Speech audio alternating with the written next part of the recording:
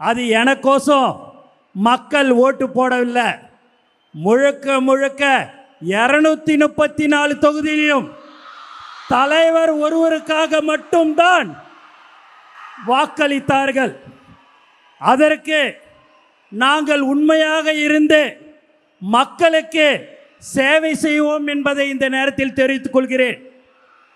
மாண்புமிகு முதலமைச்சர் சொல்வதெல்லாம் மக்களுக்கு சேவை செய்வது மட்டும்தான் உங்கள் வேலையாக இருக்க வேண்டும், எக்காரணத்தை கொண்டும் தப்பு செய்யக்கூடாதுன்னு சொல்லக்கூடிய ஒரே முதலமைச்சர் நம்மளுடைய தலைவர் தளபதி தான். சட்டமன்ற உறுப்பினராக இருக்கலாம், அமைச்சராக இருக்கலாம், ஆனால் நான் என்றும் தலைவர் தளபதியுடைய தொண்டனாக கடைசி காலம் வரைக்கும் இருப்பேன் என்று கூறிக்கொண்டு எனக்கு வாய்ப்பு கொடுத்த அனைத்து நல்ல உள்ளங்களுக்கும் நன்றி கூறி விடைபெறுகிறேன்.